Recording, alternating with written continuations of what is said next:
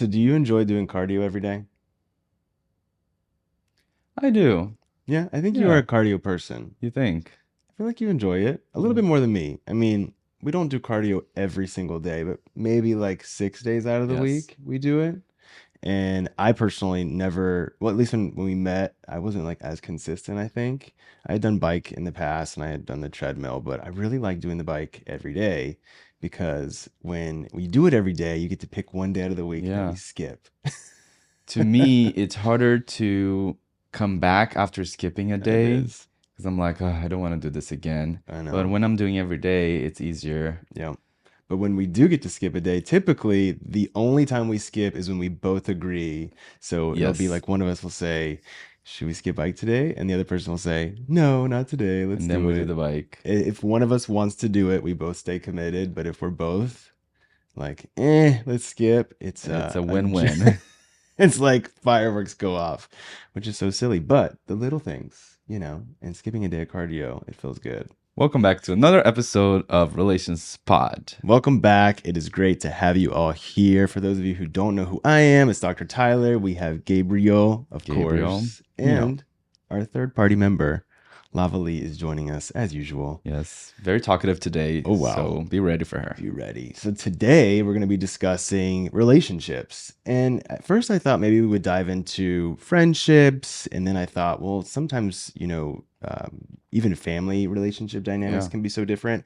So, I wanted to kind of talk to you about, I guess, coming into your gayness and the relationships that you had around you at the time, especially making friends Yeah. in both the straight and gay community, and then how you've sort of navigated those relationships. And again, that's really what this podcast is about. So we may have already talked on some of these things, and we'll continue to probably talk on them again in the future.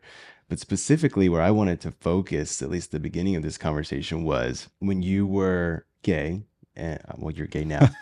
When I when was when gay, you realized you were gay and you had secrets or things you didn't want people to yes, know, did you have yes. any family members that you confided in, at least initially? No, I never had. The first person of my family that I told you that was gay was my mom, Right. and I was already 18 years old. But before that, I didn't tell. I have two sisters, so I didn't tell my sisters, even though they already knew. I didn't tell my mom. I Right. didn't tell my dad. None of my family members. So I kept that secret away from everybody. I think that's what most people try to do. I certainly did the exact same thing. I, in fact, didn't come out to my mom till I was in my early 20s. I still have not said it to my dad. Like, actually, even though we go to see my dad Well, multiple times, you he's don't have met you. to. Yeah. Right. So we don't have to say it now. There's no need to come out. But at the time, when I was especially younger, I knew I was gay by like 5 or 6. So I had already kept that quite locked down. But did you ever have family members come up to your parents that you were aware of and tell them, I think your son's gay, or I think Gabriel's gay, or anything like that? Not with those particular words, Yeah. but absolutely, I had. I don't remember family members, but definitely people that knew my parents Hmm. or their friends. They would sometimes say things like, oh, maybe your son needs to play sports more, or Right. maybe your son needs to be hanging out with boys more. Yeah. And I remember there was a time in my life that my dad, he asked me if I didn't have any uh, guys that I was friends with, because I Yeah. only had girlfriends, I only had girls that I was Yeah. friends with. Hmm. So he's like, you don't hang out with the boys? How old were you at that time? Young, Like, definitely like 12, 13. gotcha. Gotcha. I only had girlfriends. I couldn't stand hanging out with the boys, play soccer, sports, talk about other things that were not What you were interested in? fashion Yeah. and clothes, Music, music. movies.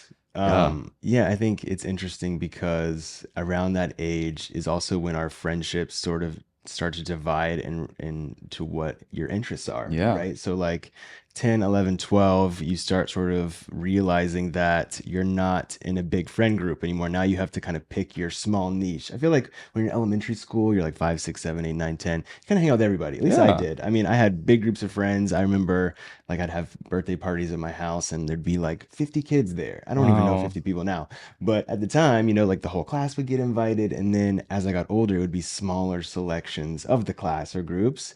And I think it's because for me, I didn't want to spend too much time with the guys or people who would pick up on the cues that maybe I liked things Yes. that weren't manly or masculine, or some of the habits I had or the way I spoke was more feminine. So I would align myself with usually the artsy or the girls, and there weren't that Yeah. many artsy around, so it was gonna be girls. And then similar dialogue would happen, right? Like, why are you only hanging out with Did girls? your And parents ask you that? well, it's interesting because I had always had strong connections with Hmm. girls, even like five, six, seven, Yeah. eight. Obviously, still, I think I knew I was gay at the time. So I was allowed to spend the night at girls' houses from like five, six, seven Wow. until I was like mid-teens. So Whoa. I think that the threat level of me, I think I've talked about this before, like from the parents and my own parents was like, something's off.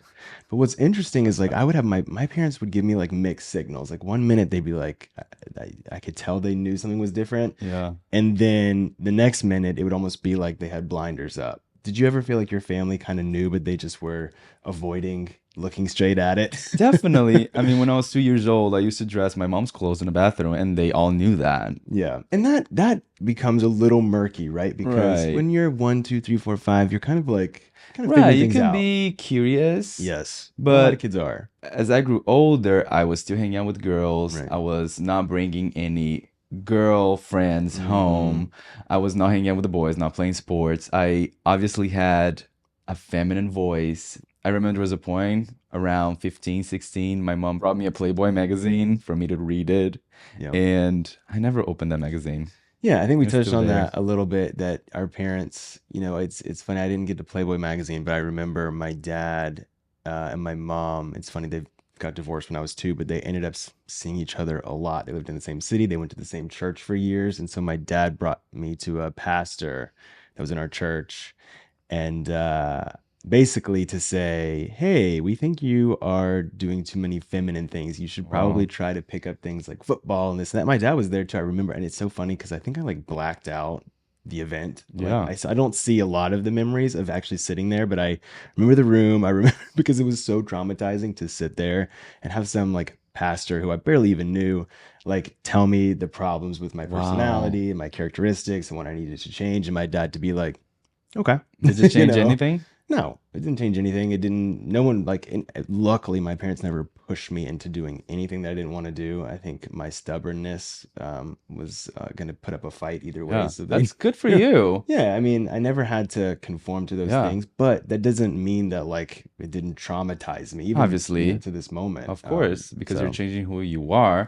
I yeah, did. I around 15, 16, I noticed that people were already talking, people were yeah, already thinking that I was gay, and I didn't want people to know that. So I changed my voice. I started hanging out with the boys. I got into soccer, even though I didn't play soccer yeah, because I was just terrible. right, I started to watch the games and go to the games with my friends and my dad, yeah, and it was fun. Yeah, I got to meet new people. I got to make new friends. yeah. Obviously, something that I wasn't being 100% myself. I think there are pieces of you there though, like Right. because you do really love the numbers, you like to track data, Statistics. statistics, and also I think it was a really cool opportunity for you and your dad to Yeah. bond, and you really took the initiative there. I wish I would have had something like that with me and my dad. I think like he liked golf, but there's just no way. No way.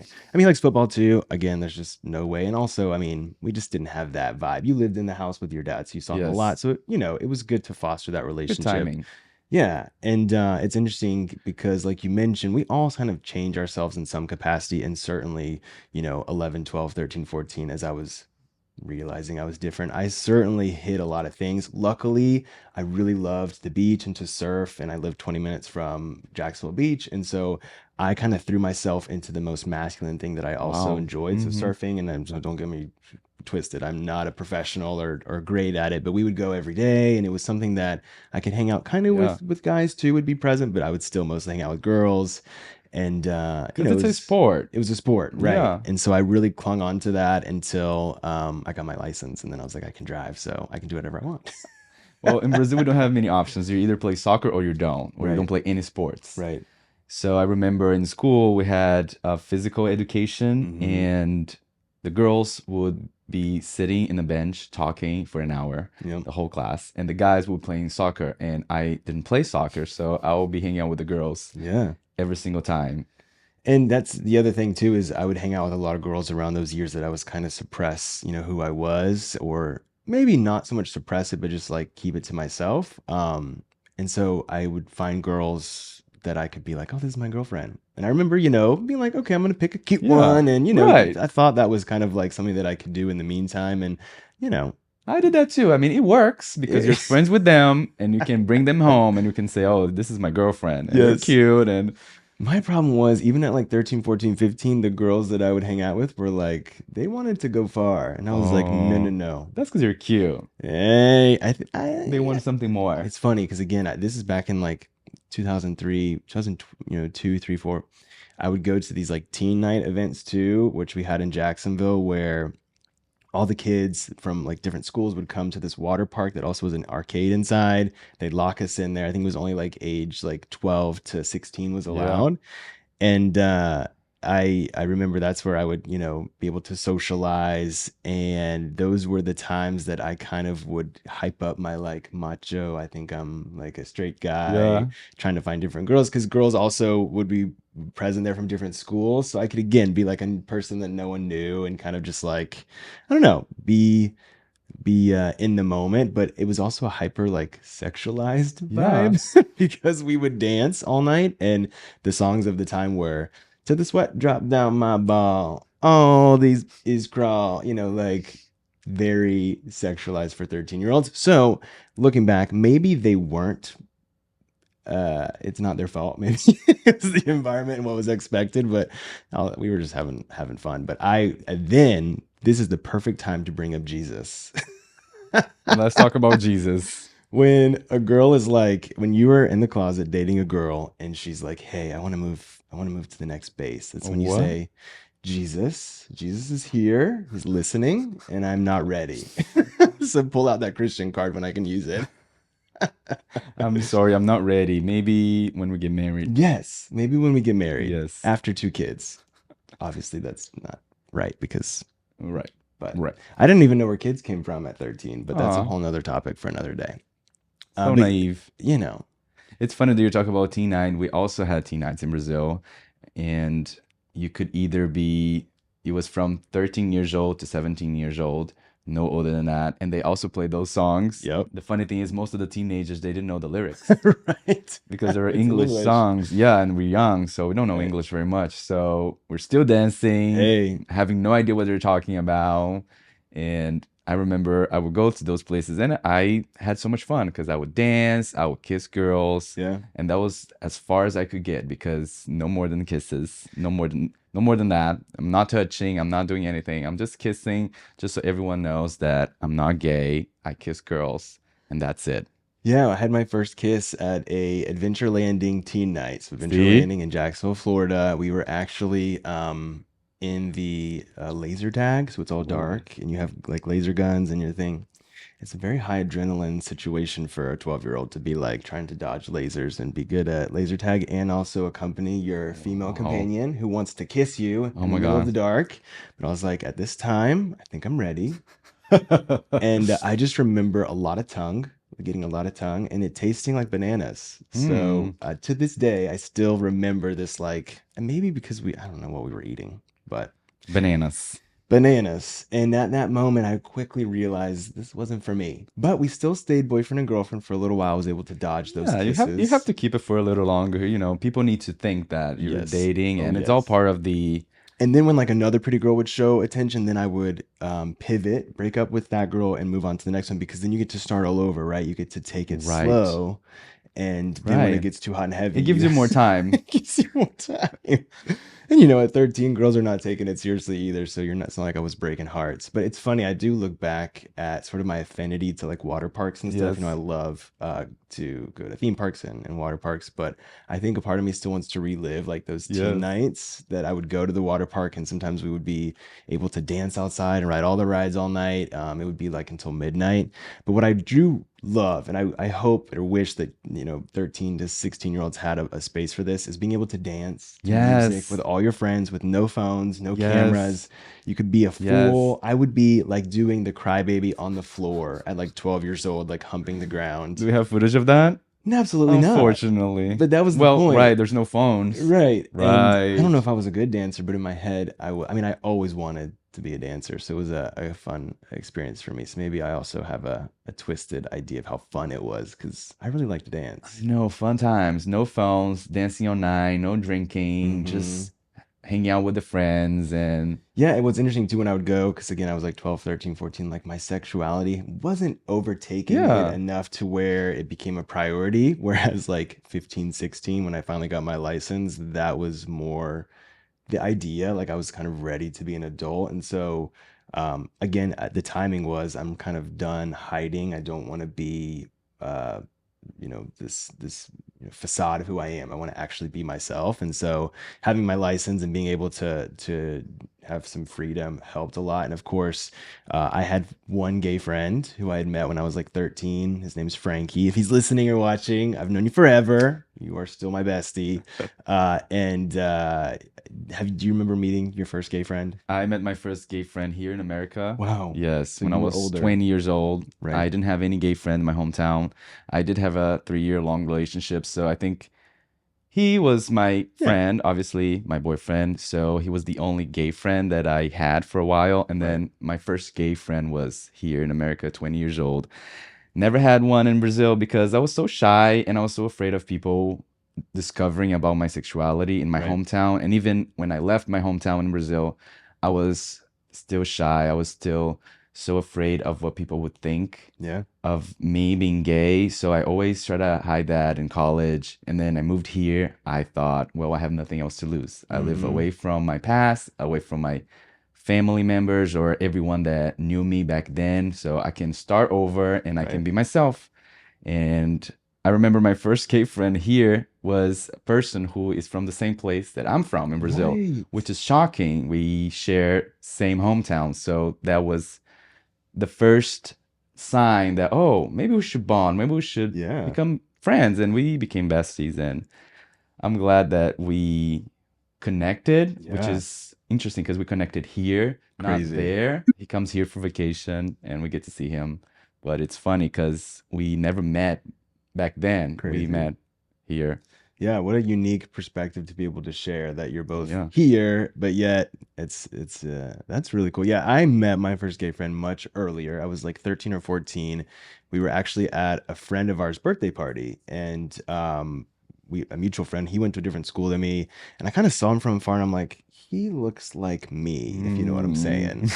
And but I was like, I don't want to make a scene. We're Right. still like bros. And so like at some point in the party we like connect and I was like, hey, yeah, if you're ever like want to go to the beach, go surfing, was my go-to. Like let's, hang out. Started hanging out. And then when it was just a one-on-one, we were able to kind of like express like, yeah, I am too. And it's funny because even at that point, I remember us both being kind of similarly closeted. So we got to kind of Right. come out together-ish in a Did you ever sense. have this conversation, the dialogue? My friend Frankie and I, there are many nights we had many conversations that are not memorable because we were under the influence. Let's just say that.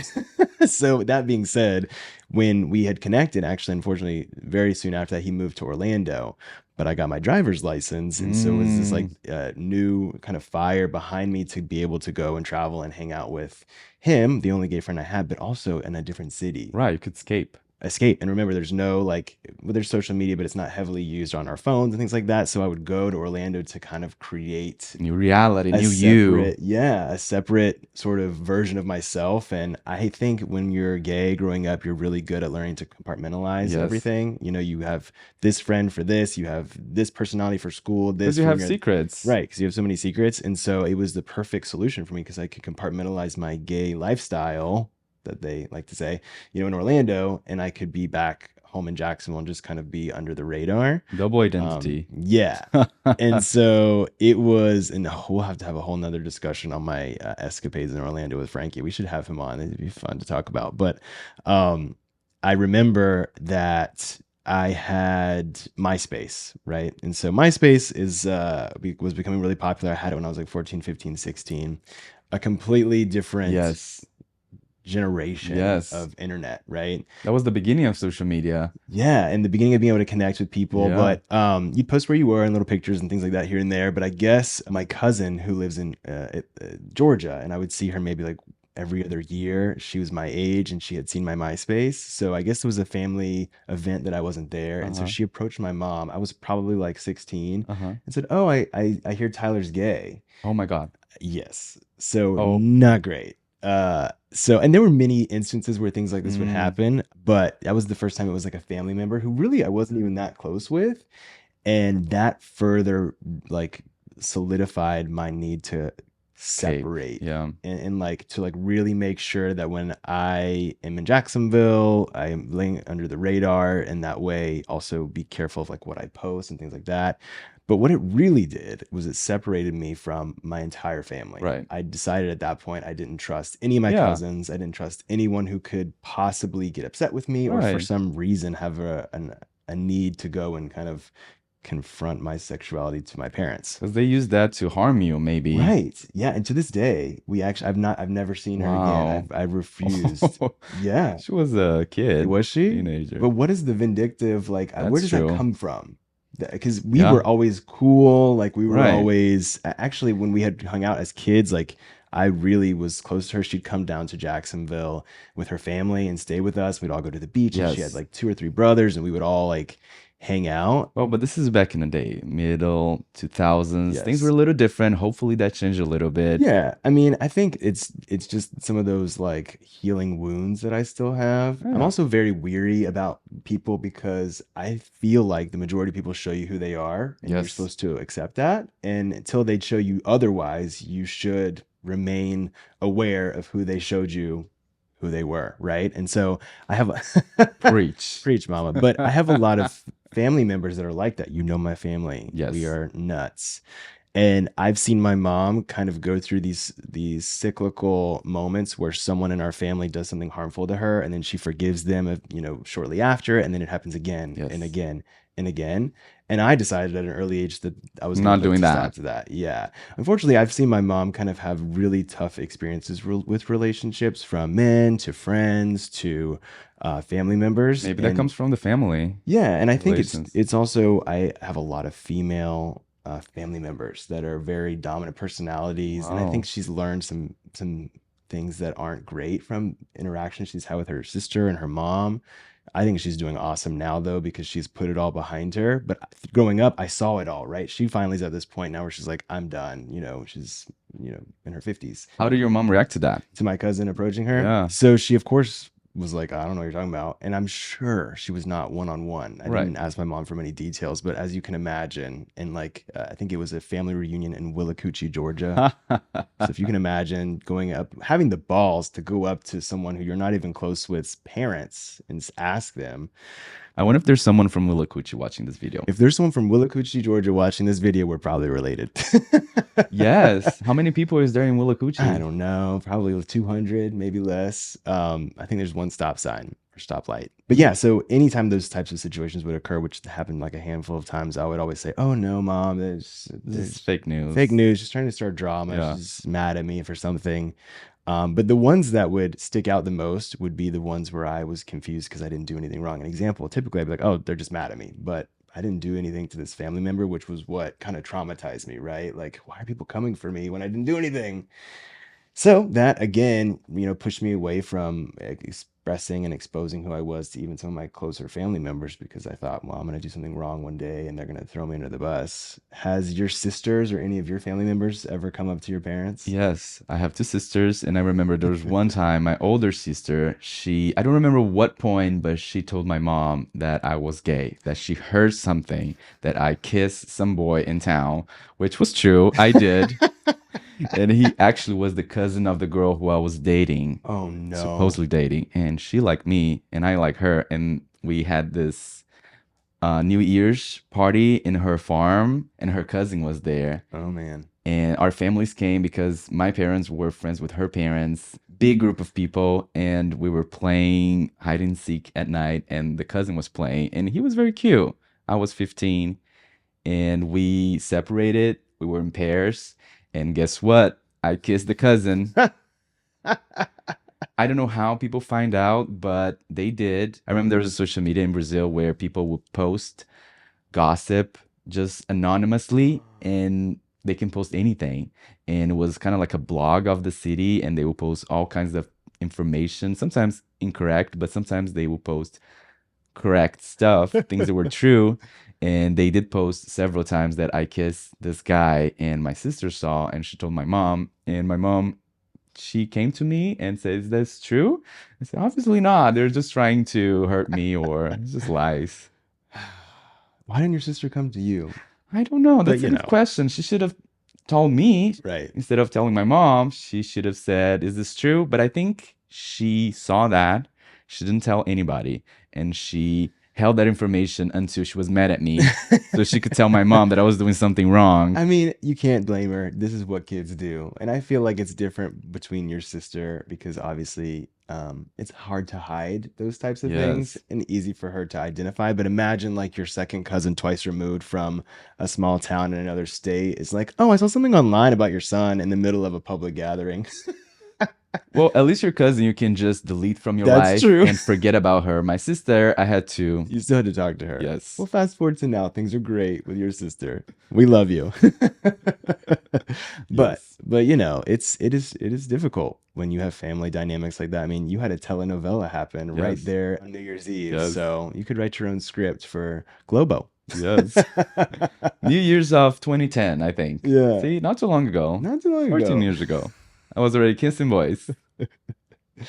But you know, I think it's those situations that kind of shape our character too. I think also we unfortunately learn to lie a lot in these types of Yes. situations. So being aware of that as you kind of transition out of your coming out phase and into other relationships, I think is really important because it's very challenging to find happiness when you're constantly Yes. compartmentalizing and constantly forgetting what version of yourself you are.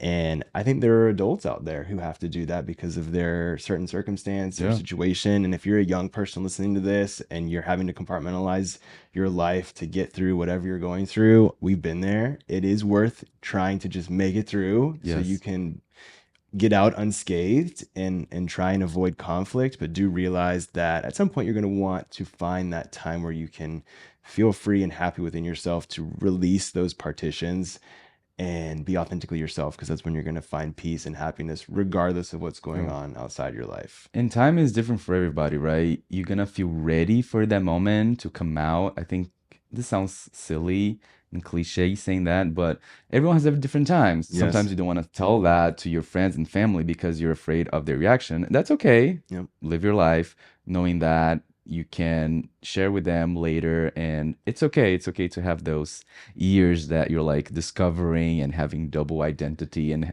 pretending that you have girlfriends. And I think that's very valid. And also, you don't have to be 5 years old and know that you're gay. You don't have to be 10. You don't have to be 20. You don't have to be 50. You can Yeah. find out at any stage of your life that your sexuality is moving around or that you've always been a certain way that you've suppressed. You know, we have friends who are all ages. You know, we Yeah. have a wide variety of people that we get to encounter from work and from socializing that we see different spectrums, different ages of people coming out. You know, Yeah. we know people in their 50s, 60s, 70s that have just started to come out and get to live this brand new life.